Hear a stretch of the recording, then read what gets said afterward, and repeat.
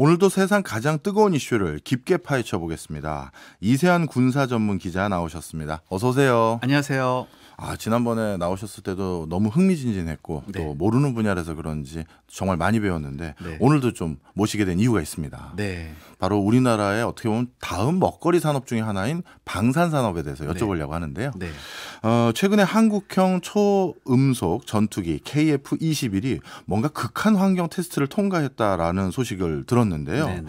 일단 이 극한 환경이 뭘 말하는 건지 궁금하고 그걸 통과했다는 게 도대체 국산 전투기가 성능이 어느 정도까지 올라왔는지 그것도 궁금합니다. 극한 환경이라고 하는 것은 예를 네. 들어서 이제 엄청나게 추운 곳. 음. 그러니까 뭐 예를 들어서 우리가 이제 비행기 같은 경우에는 여객기만 생각하잖아요. 예. 하지만 전투기는 사실 비행기가 해서는 안 되는 기동을 하거든요.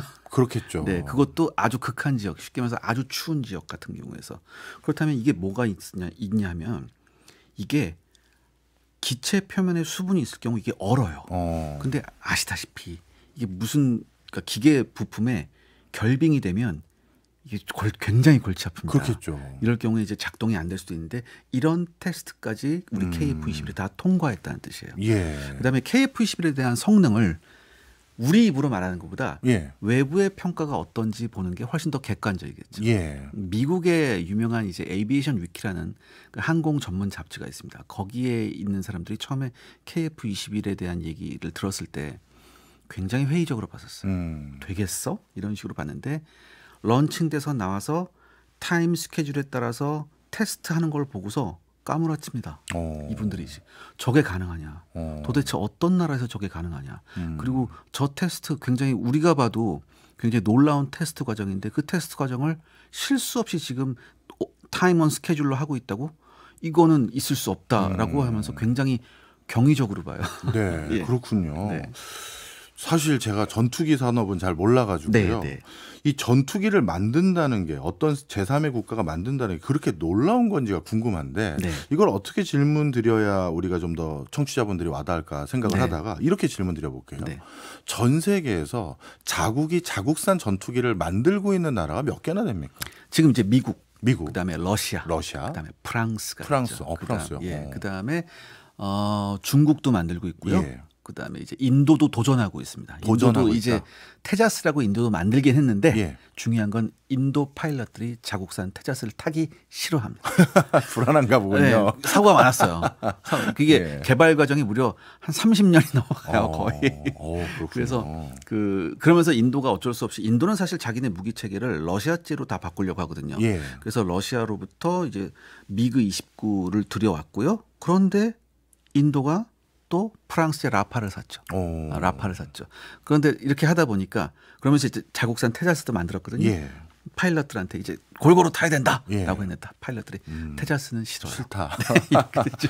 그러면 실질적으로 인도 빼고 거의 한 4나라 남은 것 같은데 네. 예전에 제 기억으로 스웨덴도 만들었던 것 같은데. 일본도 지금 만들고는 있죠. 예. 일본도 만들고 있죠. F2라고 만들었고 인도도 지금 이제 했고 이제 전투기에 한해서는 그런데 네. 그 훈련기를 만드는 나라는 꽤 돼요. 음. 이제 이탈리아도 만들고 뭐 등등등등 만드는데 사실 일본이 처음에 F2 전투기를 만들었을 때 이게 엄청난 스펙이다라고 했는데 까고 보니까 예. 알고 보니까 그렇게까지 그런 건 아니었다. 그래요? 이런 얘기가 굉장히 많이 나오고 있고요. 예. 그러면 자국산 전투기를 만들었다라는 그 말을 들으려면 네. 예를 들어서 전투기에 들어가는 모든 부품을 국내산으로 다 만들었을 때만 얻을 수 있는 건가요? 꼭 그렇지는 않습니다. 그래요? 꼭 그렇지는 않습니다. 예를 들어서 우리 지금 K2 전차 있죠. 예. K2 전차 우리 국산 전차라고 우리가 하고 있거든요. 그렇죠. 폴란드에 판매되고 하지만 아직까지 K2 전차의 심장인 엔진은 독일산입니다. 예. 마찬가지로 KF-21은 아직까지는 미국산 엔진을 사용을 하고 있죠. 예. 그렇군요. 그러니까 이 전투기 시장에서 이 전투기를 개발하는 것에서 가장 진입 장벽이 높은 게 바로 엔진이군요. 그런데 놀랍게도 우리는 이 엔진을 우리가 우리 업체에서 라이센스 생산을 하고 있거든요. 예. 근데 그 라이센스 생산한 업체가 조만간 순수 국산 엔진을 만들기 위해서 철지후심 노력하고 있고 그 결실이 전 조만간 보이려고 봅니다. 그렇군요. 네.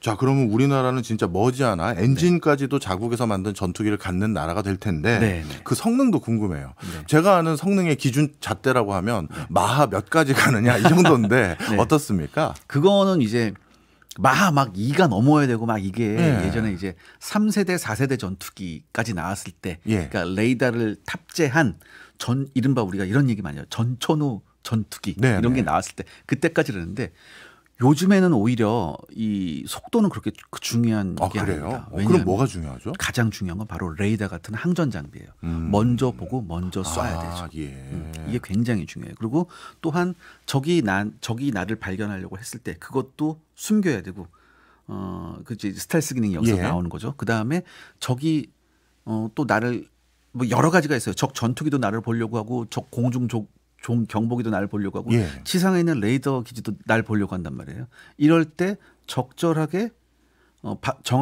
방해 전파까지 할 수 있느냐. 그다음에 그 어떠한 형태의 적이라도 먼저 발견할 수 있느냐. 이게 굉장히 중요합니다. 그리고 또 그렇군요. 하나 먼저 발견해서 먼저 쏴야 되잖아요. 먼저 쏴서 그걸 맞힐 수 있는 우수한 공대공 미사일이 있느냐. 굉장히 중요한 사안입니다. 전투기라는 게 한 가지 잣대로만 평가할 수 없는 것 같긴 절대요. 했었는데 예.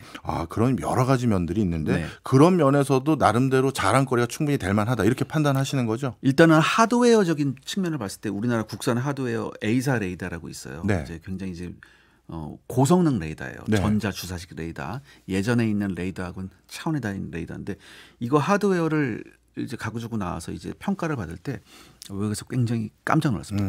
하드웨어는 이미 하산해도 된다. 그래요? 이 정도였어요. 오. 다만 아직은 조금 우리가 조금 더 신경 써야 되는 게 소프트웨어 분야입니다. 예. 현대의 모든 최첨단 군사 무기는요. 소프트웨어가 차지하는 부분이 몇 %라고 생각하십니까? 저는 자동차는 이제 그 뽑는 인원이 현대차에서 네. 거의 이제 기계장치 만드는 학과 학생을 뽑는 게 아니라 네. 전기전자 소프트웨어 분야만 네. 뽑더라고요. 네, 네. 그럼 거의 과반 이상이 된 거 아니에요? 예전에 우리가 잘 알고 있던 팬텀 전투기라고 있죠. 예. 이 팬텀 전투기에서 소프트웨어가 차지하는 부분이 약 35%였습니다. 그런데 지금 최첨단 전투기 예를 들어서 F-35나 F-22 같은 5세대 전투기 있죠. 예. 이 5세대 전투기에서 소프트웨어가 차지하는 비중이 전력에서 90%입니다. 이야, 절대적이네요. 예, 그렇기 때문에 이 소프트웨어 기술이 굉장히 중요한데요. 우리가 소프트웨어 후발주자예요. 후발주자라서 어쩔 수 없는 좀 스타트가 좀 불리했던 면이 있지만 예. 굉장히 많이 쫓아왔습니다. 굉장히 많이 쫓아왔었고 이것도 우리의 평가가 아니라 해외 평가를 빌어보자면 거의 선진국 대비 80% 이상 쫓아왔다. 이것도 굉장히 짧은 시간 안에. 하산하기 직전까지 왔군요. 네, 그렇죠. 그러니까 이건 제가 이거를 어떻게 알았냐면 제가 해외 방산전도 많이 갔었거든요. 네. 거기서 저 여쭤봤었고 이 소프트웨어 기술이 나날이 발전하는 한국의 소프트웨어 기술에 대해서 굉장히 놀랐어요. 그러니까 저는 이게 업체가 한 것도 있지만 특히 우리나라 무기 같은 경우에는 우리나라 왜 ADD라고 있죠. 네, 네. 국방과학연구소. 알죠. 진짜 제가 보니까 필설로 형용할 수 없을 만큼 굉장히 고생하세요. 쉽게 말해서 아주 극단적으로 그러니까 기본이 뭐냐면 월화수목 금금금이다. 그럴 것 같아요. 네. 저 한번 초대받아서 들어가 봤는데 다 근무하고 계시더라고요. 네, 네. 와. 자, 그러면 이런 궁금증도 들어요. 네. F-35 우리나라는 미국에서 들여오는 국가 중에 하나고 네, 미국이 우리나라에게 판매해 주잖아요. 그렇죠. 그러면 어떻게 보면 미국산 전투기를 주력기로 사용하고 있는 과정인데 네. 굳이 많은 돈을 들여서 독자적인 전투기 개발 왜 하느냐 네. 이런 의구심이 있을 수 있을 것 같아요. 그렇죠. 그런 생각 충분히 할 수 있습니다. 그런데 이걸 봐야 되죠. 지금 예를 들어서 전투기를 들여오는 나라들, 뭐 외국산 외산 전투기를 사는 나라들 여러 가지 조건이 있거든요. 그 중에는 우리만큼 안보 위협을 받는 나라는 별로 없을 거예요. 지금 우리는 북한이라는 굉장히 냉전형 구조의 상대를 맞닥뜨리고 있습니다. 네. 그렇기 때문에 어쩔 수 없이 우리도 일정 부분 냉전형 구조를 가질 수밖에 없어요. 즉 냉전형 구조란 뭐냐면 대규모 병력이 대치하고 있는 상황입니다. 예. 자, 그런데 이 전투기란 건 현대전에서 굉장히 중요하잖아요. 이 굉장히 중요한 전투기 전력을 우리가 국산하지 못했다는 것은 조금 문제가 있습니다. 왜냐하면 가면 갈수록 이 첨단화가 되거든요. 예. 그런데 전투기를 판매하는 입장에서 첨단화가 되니까 기술을 보호하고 싶은 면이 굉장히 많아요. 예. 그렇기 때문에 우리가 들여온 F-35 정비를 할 때 실제로 외국 인력, 즉 미국 인력이 정비해야 되는 부분이 상당히 많습니다. 그다음에 그러니까 이거는 바꿔 말하면 굉장히 극단적으로 얘기하면 이럴 일은 없겠지만 네. 굉장히 극단적으로 얘기하자면 만약에 그 인력이 지금 비행 상태가 아닙니다 하면 우리가 굉장히 급박한 상황에서도 이 비행기를 날리지 못한다는 얘기예요. 그렇기 때문에 더군다나 이게 이제 업그레이드를 해야 되잖아요. 예. 이 업그레이드 할 때 또 우리 마음대로 못해요. 그러니까 결국은 중요한 뭐냐, 우리가 우리 마음대로 할 수 있는, 우리 마음대로 개발하고 우리 마음대로 정비하고 우리 마음대로 업그레이드 할 수 있는 우수한 전투기가 필요한 겁니다. 또 하나 더 중요한 게 우리나라 지금 저보다 더 잘 아실 거예요. 우리나라 지금 OECD 뭐 이제 경제 뭐 10대 대국 뭐 이런 얘기 많이 하잖아요. 네. 그런데 아직까지 우리 공군 우수한, 세계에 내놔도 전혀 뒤처지지 않은 우리 우수한 파일럿들이 아직 개발된 지 생산된 지 40년 된 전투기를 타고 있단 말이죠.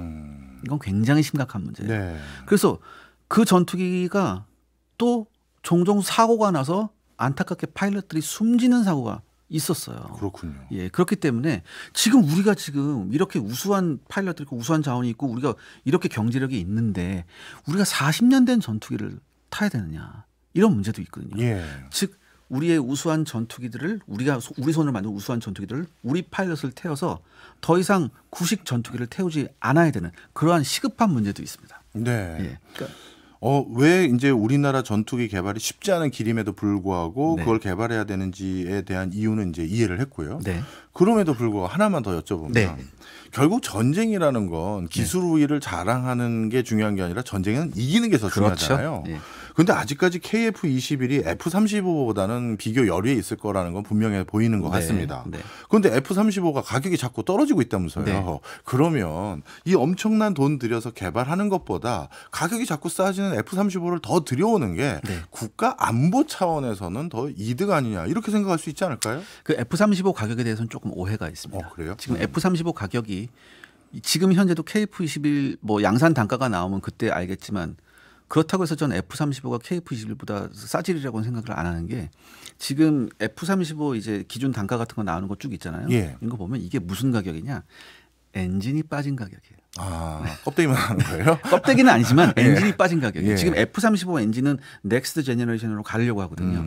그렇기 때문에 지금 엔진 가격이 굉장히 유동성이 커요. 예. 그리고 그 엔진 개발이 여의치도 않고요. 네. 그렇기 때문에 이런 것 때문에 지금 엔진 가격을 뺀 가격을 지금 공시하고 있습니다. 그러니까 이걸 구매하려면 엔진을 그렇죠. 넣은 엔진 넣어야죠. 다시 계산을 해야 되거든요. 그렇군요. 굉장히 다릅니다. 그리고 어쩔 수 없이 이게 지금 F-35는 굉장히 많이 생산됐잖아요. 예. 규모의 경제가 있으니까 당연히 가격이 떨어지죠. 예.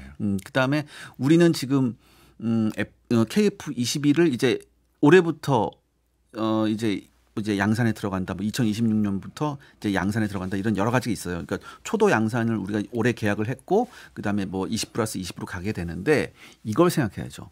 우리가 우리 손으로 만든 전투기를 손에 넣는데 네. 이거를 꼭 경제적인 이유만으로 접근해야 되느냐. 이건 또 다른 얘기거든요. 예. 또 하나 여기서 굉장히 중요한 게, 그러니까 전투기를 인수하는 가격과 그것을 운용 유지하는 가격은 또 다른 얘기입니다. 그런데 F-35는 운용 유지 가격, 5세대 전투기 운용 유지 가격이 비싸기로 정평이 나 있죠. 왜? 특히 우리 기술진이 정비하는 게 한계가 있기 때문에. 네. 그러니까 이거는 반드시 경제적인 측면으로 접근할 문제는 아니다. 저는 그렇게 생각합니다. 이해했습니다. 자, 그렇다면 요즘 이슈가 되고 있는 KF-21 네. 이거 양산된 건 언제쯤 우리가 만나볼 수 있는 거예요? 이제 올해부터 이제 양산이 좀 초도 양산에 대한 계약을 했고요. 예. 그다음에 본격적으로 이제 2026년부터 이제 양산이 들어가서 뭐 이제 내년부터도 그러니까 양산을 좀 앞당기기로 했죠. 예. 좀 앞당기로 해서 2026년에 초도 양산이 끝날 겁니다. 아마 이건 뭐 좀 유동성이 조금 있긴 한데 예. 그래서 빠르면 2026년 하반기부터도 전력화가 가능하다, 이런 얘기가 나오고 있거든요. 그렇기 때문에 생각보다 우리가 생각하는 것보다 빠르다. 훨씬 빨리 KF-21을 우리가 만나볼 수 있습니다. 그런데 양산 논의 과정에서 좀 잡음이 있었다고 하던데요. 잡음이 전 잘 모르겠어요. 전 사실 이 전투기 개발 과정이라는 게 지금까지 우리가 얘기했지만 굉장히 어려운 과정입니다. 예. 그리고 이 어려운 과정을 잘 우리가 해냈고요.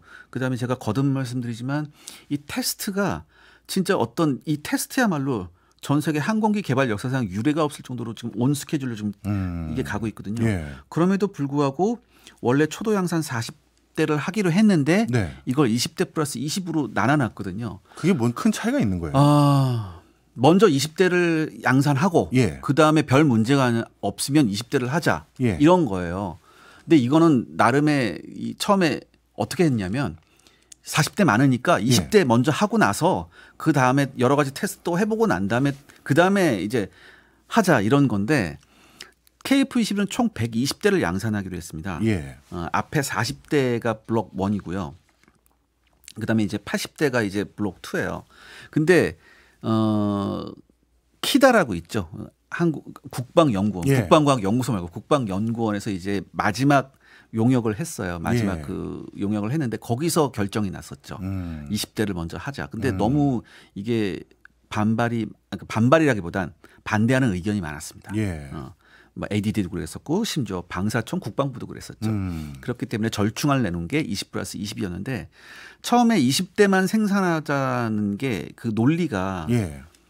기술적 성숙도가 없다는 거였거든요. 생산하는 과정에서요? 아니, 그러니까 이 기술적 성숙도란 건 뭐냐면 거기서 어떤 그 논리를 내서냐면 지상 공격 능력이 없다. 지상 공격 능력이 없다라고 했던 예. 거거든요. 근데 이건 조금 이해하기가 좀 제 개인적으로는 예. 이해하기가 힘들었습니다. 왜냐하면 대부분 전투기를 많이 만들 때 전투기를 만들 때 대부분 공대 공부터 만들어요. 공대 공부터 만들어서 충분히 그 운영 노하우를 쌓은 다음에 그 다음에 공대지 버전을 만듭니다. 예. 쉽게 해서 멀티롤 전투기를 그 이후에 만든다는 예. 거거든요. 예를 들어서 처음부터 멀티롤 전투기를 만들려고 하면 굉장히 힘듭니다. 그 예가 바로 F-35죠. 예. F-35는 처음부터 멀티롤을 원했기 때문에 네. 아직까지 개발이 안 끝나고 있죠. 그다음에 지금 수많은 그 결함에 시달렸었고요. 그다음에 지금도 그것을 고치려고 하고 있고 예. 특히 F-35가 시달리는 게 소프트웨어 분야가 굉장히 큽니다. 처음부터 멀티롤을 다 그냥 여기다 한꺼번에 하려고 했었기 때문에. 자, 그럼 다른 나라에 한번 예를 들어볼게요. F-35하고 처음에 경쟁을 굉장히 많이 했었던 유로파이터라고 아실 거예요. 네. 유로파이터 처음에 트렌치 1이라고 하거든요. 처음에 트렌치 1은 역시 공대공입니다. 공대공부터 나오고 나서 트렌치 2, 3에서부터 이제 지상 공격 능력을 부여하는 거예요. 예. 그때 그러니까 지상 공격 능력을 하려면 레이더부터 소프트웨어까지 다 갈아엎어야 합니다. 근데 이게 처음부터 원하는 건 조금 무리예요. 네. 우리가 잘 알고 있는 F-22 세계 최강의 전투기죠. 예. 얘도 처음은 뭐부터 공대공부터 시작하는 거예요. 아. 우리가 알고 있는 F-16, F-15, F-14 유명한 전투기 다 있죠. 네. 심지어 러시아의 수호이 27까지 처음부터 시작은 공대공부터 시작이에요. 이렇게 시작하는 거거든요. 네. 이게 자연스러운 거거든요. 그런데 공대지 능력이 없다? 그래서 기술적 성숙도가 미숙하다? 전 이걸 어떻게 받아들여야 될지 굉장히 좀 힘듭니다. 그래서 저는 이것만이 이유가 아니라 어떤 예산상에 다른 이유가 있지 않았을까 저는 그렇게 추측을 해보고 있어요. 네, 그렇군요. 나름대로 20대 따로따로 만드는 것과 40대를 한 번에 양산하는 거 안에서도 네. 상당히 많은 어떻게 보면 전략적 판단과 네. 여러 가지를 같이 고민해야 되는 게 이 전투기 산업이군요. 그리고 이게 40대가 한꺼번이 아니고 20대라면 자연히 이게 양산 가격이 올라갈 수밖에 그렇죠. 없죠. 규모의 경제가 아니니까요. 알겠습니다. 조만간 있을 우리나라 독자적인 초음속 전투기 KF-21이 어떤 식으로 진화 발전하고 있는지 오늘 이세환 군사 전문 기자 모시고 자세히 얘기 나눠보고 있는데요. 저희가 남은 이야기는 2부에서 더 자세히 다뤄보도록 하겠습니다. 오늘은 이세환 군사 전문 기자님 모시고 우리나라의 초음속 전투기 KF-21에 대해서 말씀 나눠보고 있습니다. 기자님, 네. F-35에 비해서 대당 가격이 아직은 비싸다고 들었거든요. 네. 물론 그게 엔진이 빠진 금액인지 네. 포함된 건지 제가 그건 모르겠습니다만 그러면 우리는 이거 결국 우리나라는 어쩔 수 없이 방위 산업이든 뭐든 물건 만들면 수출도 생각하는 국가인데 그렇죠. 예, 예. 아니 더 성능 좋은 비행기보다 더 비싸면 이거 팔릴까요? 저는 이게 충분히 경쟁력이 있다고 보고요. 네. 그다음에 이게 우리 공군이 채용하고 이렇게 되면은 이제 단가가 내려가기 시작할 거예요. 그리고 우리 방산의 특징이 있습니다. 우리 예. 방산의 특징이 뭐냐면 절충 교육이 굉장히 미국에 비해서 너그러워요. 절충 교육이 뭐예요? 그러니까 쉽게 말해서 우리가 이만큼 사주면 너는 어떤 기술 이전은 뭐 해주고 뭐 이런 게 여러 가지가 있거든요. 네.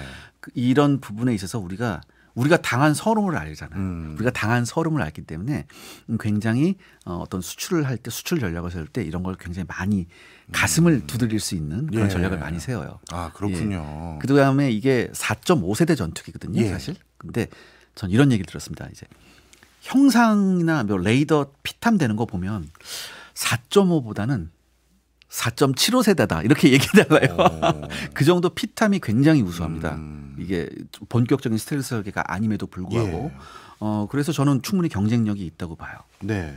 그러면 우리 KF-21과 비슷한 기종으로 네. 뭔가 뭐 인도네시아라든가 베트남이라든가 네. 자국의 국방력을 높이기 위해서 전투기 도입하려고 고민하는 국가들에게 네. 세일즈하는 경쟁 상품이 있을 거 아니겠습니까?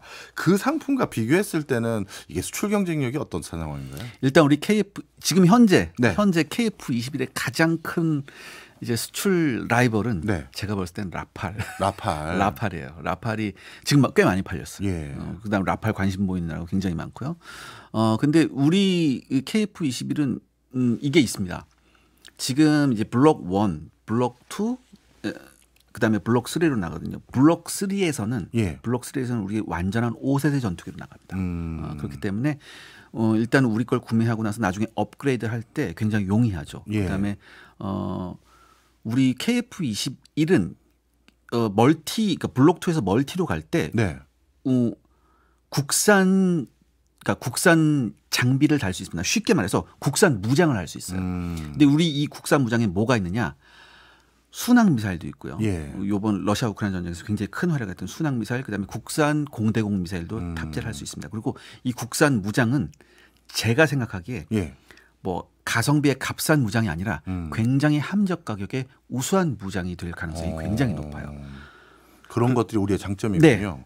그런데 여기서 궁금한 게 네. 5세대, 4세대, 3세대 뭐 이거는 뭘 기준으로 나누는 거예요? 5세대는 일단 완벽한 스텔스 전투기입니다. 예. 그래서 5세대 전투기의 특징이 뭐냐면 모든 무장을 그 기체 내에 수납을 해서 전혀 레이더 피탐이 안 되는 거죠. 그리고 뭐 경우에 따라서 날개에 달 수 있어요. 네네. 그럼 걔네들 그러니까 5세대 전투기라도 날개에 무장을 달면 레이더에 금방 잡혀요. 네. 그렇군요. 근데 우리 KF-21은 일단은 4.5세대로 분류하긴 해요. 왜냐하면 무장을 바깥에 달거든요. 내부 무장창이 없거든요. 하지만 블록 3에 가서는 완전 내부 무장창으로 다 할 계획이에요. 그래서 아직은 4.5세대인데 제가 말씀드렸듯이 4.75세대가 될 만큼 레이더 피탐에 대해서 굉장히 현재 나와 있는 그 어떤 4.5세대보다도 레이더 피탐에서는 굉장히 우수합니다. 프랑스의 라팔은 4세대입니까? 5세대? 4.5세대. 4.5세대. 네. 비슷비슷하군요. 네. 자, 그러면 이런 생각도 가져보게 돼요. 예를 들어서요. 금융업으로 한번 비유를 드려볼게요. 네. 많은 국가가 신용카드 쓰고 있을 때 네. 중국이라든가 후발주자들은 신용카드 건너뛰고 모바일 결제를 확 가버렸거든요. 네. 네. 그렇다면 산업이라는 게 이렇게 점핑을 할 수도 있는 건데 네. 우리가 지금 F-35를 뒤에서 쫓아가는 그 트랙을 가는 게 아니라 우리 미래 자동차 전투기 그러면 뭐 전투기 분야도 마찬가지겠지만 무인 전투기 얘기들 많이 하더라고요. 그렇죠. 파일럿이 안에 없다. 그래서 네. 조이스틱 같은 걸로 전투기를 멀리서 조절한다. 그러면 그냥 우리도 모바일 결제를 휙 점핑하는 것처럼 네. 그냥 무인 전투기 개발로 바로 들어가서 F-35를 뛰어넘는 그런 거를 더 빨리 연구 개발하는 게 낫지 않아요? 그러니까 한마디로 포니를 타다가 예. 포니를 만들다가 예. 갑자기 그랜저로 뛰는 거예요. 아, 그래요? 아, 과정을 거쳐야 되는군요. 네, 이게 전투기란 건 모든 그 당대의 최첨단 기술이 다 들어간 무기예요. 그렇기 때문에 기술 진입 장벽이 굉장히 높습니다. 그런데 저는 이렇게 생각해요. 지금 우리 이전에 우리가 T-50을 한번 거치고 나서 네. 그다음에 지금 KF-21로 간 거거든요. 사실 전 이것도 점프라고 생각합니다. 엄청난 점프예요. 엄청난 점프임에도 불구하고 지금 우리가 해냈거든요. 예. 그래서 세계가 놀라는 거예요. 항공 전문가들이 놀라고 로키드 마틴 놀라는 거죠. 그러니까 이거를 생각해 보셔야 되거든요. 그렇기 때문에 저는 이 단계를 거친다면은 그다음에 우리가 지금 5세대 계획이 없는 것도 아니에요. 제가 예. 거듭 말씀드리는데 블록 3에서는 5세대가 되고 그 5세대 전투 블록 3 5세대 KF-21 전투기는 방금 말씀하신 무인기를 대동하고서 전투할 수 있는 그런 플랫폼도 지금 준비 중이에요. 우리가. 그렇군요. 그러니까 이게 한 번에 점프하는 게 절대 좋은 게 아닙니다. 지금 일본이 그걸 하고 있어요. 아, 예. 일본은 4.5세대까지 만든 다음에 5세대로 안 가고 바로 6세대로 넘어가기로 해서 지금 영국과 이탈리아 등등과 지금 컨소시엄을 구성해서 하고 있는데 예. 아시겠지만 컨소시엄 구성해서 무기 개발하는 게 쉽지가 않습니다. 그렇군요. 왜? 각자의 사정이 다르거든요. 네. 그렇기 때문에 그쪽은 굉장히 지금 잡음이 많아요. 제가 봤을 땐 뭐 이렇게 뭐 안 되라 고사 지내는 정도는 아니지만 쉽지 않을 거예요. 네. 굉장히 한 번에 점프하는 게 쉽지 않습니다. 방금 말씀 주신 것처럼 전투기라는 게 그리고 그 공군 비행 편대라는 게 한 기종만 작전을 수행하는 게 아니라 여러 개가 같이 떠서 동시다발적인 역할을 하더라고요. 네. 그렇다면 KF-21뿐만 아니라 앞으로 우리나라에서 주력 전투기로 개발을 하거나 네. 어떤 편제를 구성하고 있는지 그것도 궁금해요. 그러니까 앞으로 말씀하신 대로 이제는 모기에만 사람이 타고 무인기를 대동하고 하는 그런 걸로 갈 겁니다.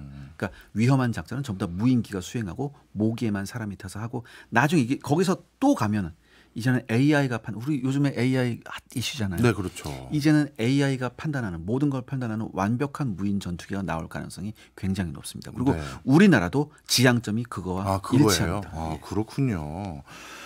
자, 그러면 이제 자연스럽게 북한 기종도 궁금하거든요. 네.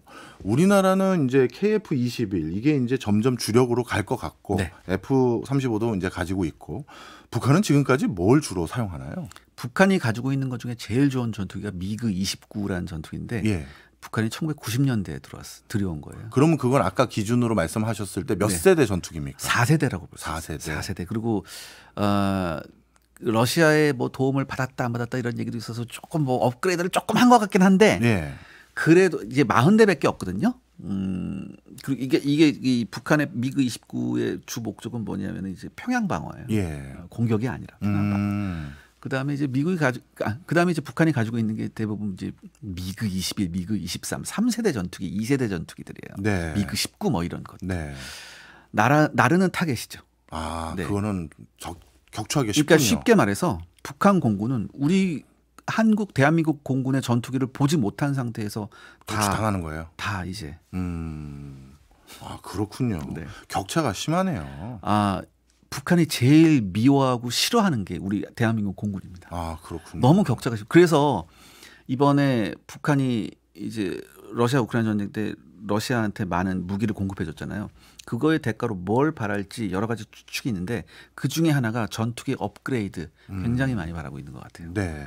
그런데 일각에서는 또 이런 소리도 하시더라고요. 네. 예를 들어서 독도나 울릉도에서 뭔가 비상 상태가 터졌을 때 네. 그랬을 때 우리나라 전투기가 독도나 울릉도 상공까지 가서 네. 전투를 수행할 수 있는 시간이라는 게 뭐 1시간 30분 그렇게 오래 수행하는 게 아니라 네. 진짜 아주 짧은 스팟 단위로 전투를 하다가 연료 떨어져서 돌아와야 된다고 하더라고요. 네. 일단 그게 맞습니까? 예전엔 그랬는데 예. 우리가 F-15K를 들여오면서 그 부분이 상당히 많이 해소가 됐고요. 그다음에 네. 우리가 또 뭘 들여왔습니까? 공중급유기를 들여왔죠. 그러니까 아마 독도 얘기하시는 거 보니까 이제 항상 이제 우리가 일본하고 어떻게 맞아요. 뭐 하나야 뭐 그런 얘기 많은데 사실 이건 뭐 제가 정치는 다 떠나서 예. 제가 솔직하게 말씀드리면 우리하고 일본하고 전쟁하기는 좀 굉장히 힘듭니다. 사실. 확률이 낮다는 얘기죠. 네. 예. 왜냐하면 일단은 우리 한미 군사동맹이 있고요. 예. 미일 군사동맹이 있잖아요. 예. 그게 있는 한 우리가 일본하고 뭐 하기에는 굉장히 힘들어요. 자, 네. 예를 하나 들어드릴게요. 우리가 2018년인가 19년에 우리가 이런 일이 있었죠. 그 일본의 초계기가 와서 우리나라 이제 함정하고 대치하면서 우리나라 함정이 뭐 조준했다 안 했다 뭐 이렇게 이런 얘기가 굉장히 많았었어요. 네. 그래서 결국에는 일본이 거짓말한 걸로 드러났는데 그때 한동안 우리가 좀 경색돼 있었거든요. 예. 그다음에 그때 많이 나왔던 언론이 뭐냐면 일본이 계속해서 이런 식으로 도발을 할 거다라고 했는데 뭐 이거 약간 카더라인데 미국이 굉장히 강한 불만을 표시했다는 얘기가 있었어요. 너네 그럴래? 뭐 이런 식으로. 그다음에 단 한 번도 그런 일이 없었잖아요. 그렇군요. 네. 그러니까 이거는 좀 우리가 일본하고 군사적 충돌을 한다. 물론 그 가능성을 완전히 제로를 볼 수 없지만 확률은 굉장히 낮습니다. 그렇지만 이제 그 거리를 달리 네. 계산해서 우리가 이제 독도 상공에서 그런 제3의 국가와 네. 어떻게 보면 경합을 벌이는 네. 일은 확률적으로 낮지만 네.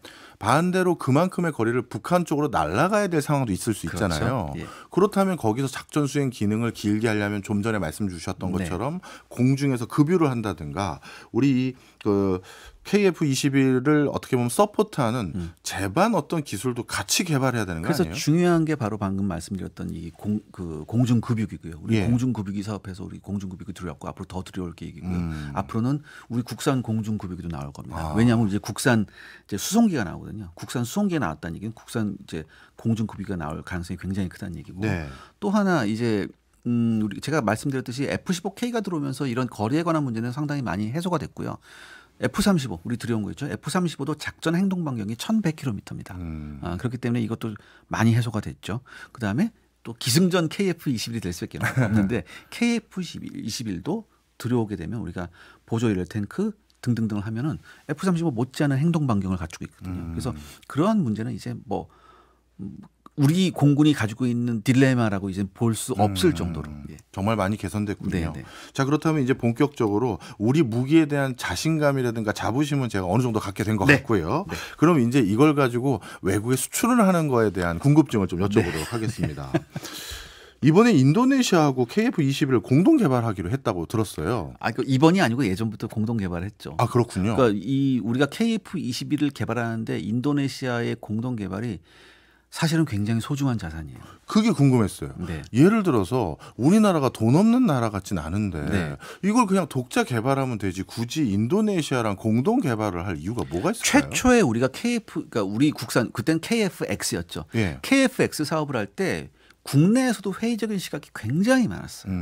그렇기 때문에 조건이 뭐였냐면 해외 투자자를 끌어와라 이거였거든요. 해외 공동 개발을 끌어오면 해줄게라는 이런 조건이 있었어요. 예. 그래서 거기에 파트너로 들어온 게 인도네시아예요. 인도네시아는 여러분들 잘 모르시겠지만 우리 국산 무기를 제일 많이 사준 지금은 폴란드고 뭐고 많이 사는데 예전에 우리 국산 무기를 제일 많이 사준 나라가 인도네시아예요. 인도네시아는 우리가 굉장히 중요한 파트너였어요. 그리고 예. 지금도 지금도 중요한 파트너고요. KF-X 만약에 인도네시아의 공동 참여가 없었다면 KF-X 사업이 진행이 안 될 수도 있었습니다. 그 정도군요. 네네. 그럼 어쩔 수 없이 그 당시 발주를 하는 데 있어서 네네. 이 공동 개발 투자국을 찾아와라라고 했기 때문에 한 것 같은데 만약에 그렇게 국가에서 누군가 숙제를 강하게 아주 네. 무거운 숙제를 주면 그 숙제 빨리 해결하려고 실무자는 이런 판단도 전략적으로 할 수 있거든요. 뭐냐면 네. 분담금을 인도네시아는 덜 내시고요. 네. 기술 개발한 것들은 공유해 드리겠습니다. 이런 여류의 계약을 맺은 건 아닐지 걱정 전혀 아닙니다. 그건 지금 많이 지금 착각하고 계시는데 네. 지금 우리가 인도네시아하고 이제 뭐 기술 이전 조건 이런 거 보면 그 대부분의 기술 이전 조건이 뭐냐면 이거 KF-21을 나중에 인도네시아 내에서도 생산하게 돼 있거든요. 예. 이 생산에 관한 그 많은 기술이에요. 그러니까 직접 제조와 그러니까 설계와 이런 거에 대해서는 전혀 아니에요. 그러니까 우리 최첨단 기술을 우리가 바보 아니잖아요. 사실. 그렇죠, 그렇죠. 그러니까 그거 아니에요. 지금 인도네시아가 원하는 건 좀 더 줘, 좀 더 줘, 기술 더 줘, 이전 조건 줘 이런 거예요. 근데 예. 이거는 우리가 예전에 미국하고 우리가 했던 거하고 이건 상황이 완전히 반대로 된 거죠. 네. 이제 우리가 미국 입장이 된 거고 인도네시아가 우리나라 입장이 된 거예요. 근데 우리가 기술 이전을 해준다고 하더라도 이게 결정적 기술은 당연히 안 가죠. 그리고 예. 기술 이전을 하더라도 우리가 뭐예요? 우리가 기술 이전을 한다는 것은 뭐냐면 쉽게 말해서 그 분야에서 우리가 기술적 우위를 충분히 확보하고 났을 때 기술 이전을 어느 정도 해주는 겁니다. 그렇죠, 그렇죠. 그러니까 전혀 그거에 대해서는 걱정하지 않으셔도 됩니다. 네. 그렇다면 앞으로도 인도네시아와의 공동 개발과 그 후속 프로그램들을 계속하는 게 훨씬 더 유리한 거겠네요. 훨씬 더 유리하죠. 문제는 인도네시아의 태도가 굉장히 안 좋은 거니까. 그러니까 두 가지 문제가 있었죠. 첫 번째 이제 분담금 미납 문제가 있었어요. 분담금 미납 문제가 있었는데 그거는 이제 그렇게 해서 이제 인도네시아 내에서도 많이 얘기를 했어요. 그리고 인도네시아도 나름 언론 플레이를 했죠. 이제 우리 거 하는 거 대신에 갑자기 뭐 미국 가서 F-15EX에 대한 뭐 MOU를 체결한다든가 예. 아니면 느닷없이 미라지 2000 중고를 들여온다든가 이런 걸 액션을 좀 취했어요. 네. 근데 아시잖아요. MOU는 아무것도 아니에요. 예. 앉아서 사인하기 전까지는 맞아요. MOU는 아무것도 아니고요. 예. 두 번째, 중고 미라지를 2000을 들여온다고 했는데 국내에서 반발이 엄청난 거예요. 야, 그거 4세대 고물 전투기인데 그걸 왜 중고를 왜 사와? 국내에서 엄청난 반발이 있었어요. 인도네시아 국내에서. 네. 그래서 인도네시아 국내 그게 없었던 얘기가 됐어요. 그러니까 결국엔 KF-21로 갈 수밖에 없어요. 없는데 문제는 이제 인도네시아의 여러 가지 사정이죠. 근데 이제 이게 있어요. 인도네시아는 되도록 현물로 좀 하고 싶은 거예요. 아, 지불을. 네, 네.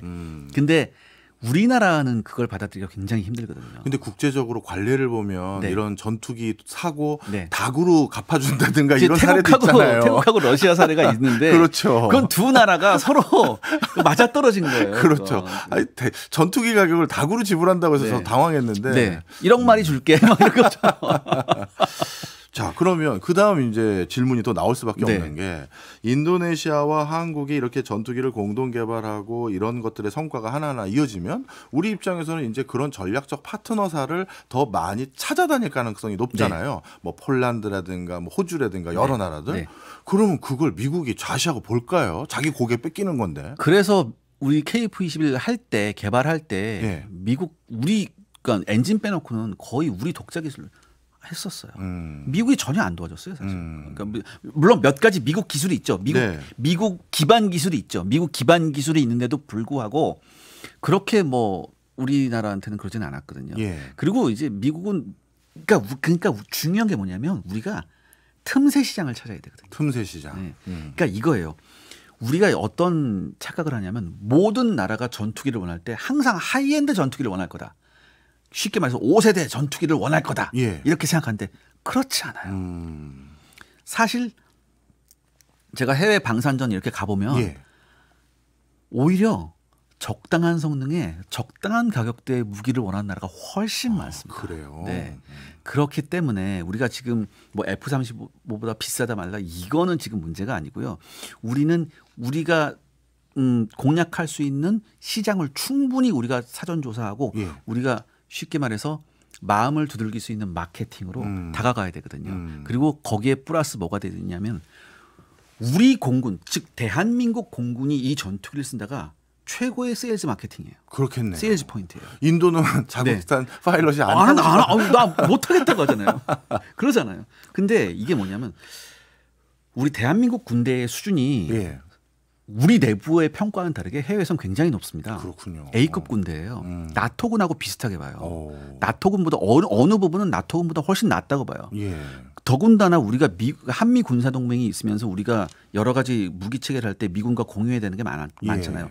포탄부터 이런 게 이러다 보니까 어느새 우리가 만드는 무기들이 나토 표준이 됐어요. 아. 이거 굉장히 중요한 거거든요. 예.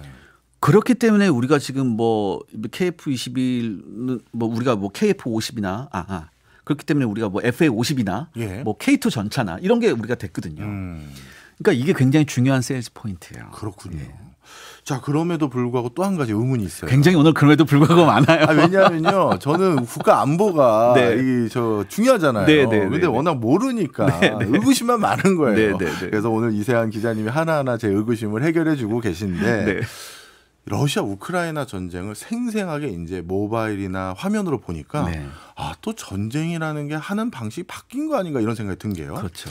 전투기가 실제 돌아다니는 장면은 많이 안 보이고 찍기가 힘들어요. 그것도 있겠지만 그런데 제일 중요한 게 결국 어느 나라가 그 영토를 점유했느냐를 결정할 때 그 영토 위에 탱크들이 얼마나 많이 있고 어디를 차지했느냐가 중요한데 그 비싼 탱크를 얼마 안 되는 드론들이 다 그냥 뭐 풍지박산을 내더라고요. 네, 네, 네. 그렇다면 결국 우리나라도 지금 대치 상황에서 네. 이런 것들을 대비하기 위해서는 이 고사양의 전투기 말고 네. 그 우크라이나 전에서도 소기의 성과를 거두는 그런 드론들 같은데 더 돈을 써야 되는 건 아니에요? 물론 옳으신 말씀입니다. 일리 있는 말씀인데 전쟁을 드론으로 할 수는 없어요. 그리고 드론으로 막 하잖아요. 그럼 이제 드론을 발진시키는 데가 분명히 있을 거 아니에요. 그렇겠죠. 거기를 전투기가 날라서 순항 미사일로 때리면 어떡하요? 그런 식으로. 네. 또. 그러니까 제가 말씀드렸죠. 전쟁이라는 건 거대한 경영이거든요. 예. 뭐 하나가 이걸로 해서 다 된다 이게 아니에요. 어떤 막대한 어떤 커다란 그룹이 있는데 요것만 잘 된다고 해서 어느 한 부만 잘 된다고 해서 그렇게 안 되잖아요. 여기에 벌어서 다른데 적자에 메꿔야 되잖아요. 네, 그렇죠. 마찬가지. 이게 어느 하나만 잘 된 데서 되는 게 아니고 더군다나 제가 말씀드렸죠. KF-21은 무인기하고 같이 작전할 수 있다. 그 무인기가 많은 자폭용 공격용 드론을 싣고 탑재하고서 작전할 수도 있어요. 네. 훨씬 더 좋은 거거든요. 그렇군요. 이게 아직은 유무인 복합이에요. 아직은 유무인 복합이고 이 유무인 복합은 상당 기간 오랜 기간 갈 겁니다. 네. 그런 의미에서 그리고 제가 말씀드렸잖아요. 모든 나라가 첨단 기술을 가지고 있는 건 아니에요. 예, 예. 예, 그렇기 때문에 이거는 뭐 어느 한쪽만 생각해서는 안 되죠. 이제 저는 말끔히 발 벗고 자도 될 것 같은데 네. 그럼 이제 한 가지 여쭤보면요. 네. 국민들 분들 중에는 이런 생각하시는 분도 계셔요. 네. 굳이 우리가 이런 남을 살상하는데 쓸 수도 있는 무기까지 개발해가면서 돈을 벌어야 되느냐, 아니면 이런 거에 투자를 해야 되느냐라는 의구심 가지신 분도 있을 수 있잖아요. 네. 거기에 대해서는 뭐라고 답변하세요? 제가 여러 번 말씀드렸어요. 제가 네. 여러 번 말씀드렸는데 다시 한번 말씀드리겠습니다. 우리가 전쟁을 하지 않으려면 예. 전쟁을 잘 알고 이해해야 합니다. 잘 이해해야 돼요. 그리고 전쟁을 잘 알고 이해한다는 것은 전쟁에 잘 준비한다는 얘기거든요. 예. 전쟁의 준비를 하지 않으면 평화는 창문으로 나가고요. 전쟁이 대문으로 들어옵니다. 아, 중요한 명언이시네요. 네. 예. 제가 어디서 약간 좀 표절 같은 게 한데 자, 그렇다면 이제 우리나라 국방 방위 산업에 일하고 계신 분들에게 네. 어떤 비전을 가지고 일했으면 좋겠다 한마디 하고 마무리해 주시죠. 저는 우리 국민들이요. 우리 국방 쪽에 계신 분들한테 정말 큰 고마움을 가져야 되고요. 우리 엔지니어들한테 엄청난 고마움을 가져야 된다고 생각해요. 그리고 이런 엔지니어 분들에 대한 처우도 굉장히 많이 개선돼야 합니다. 저는 이렇게 생각해요. 우리가 아이돌도 좋고 다 좋은데 저는 이렇게 생각해요. 더 많은 우리 젊은 인재들이 저는 과학과 엔지니어 분야에 나간다고 생각되거든요. 그러니까 이거는 이 사람들이 일로 나가려면 뭐 해야 돼요? 처우가 좋아요. 그렇죠. 전 그렇게 생각해요. 네. 그게 우리나라의 미래다. 그렇게 네. 말씀드리고 싶습니다.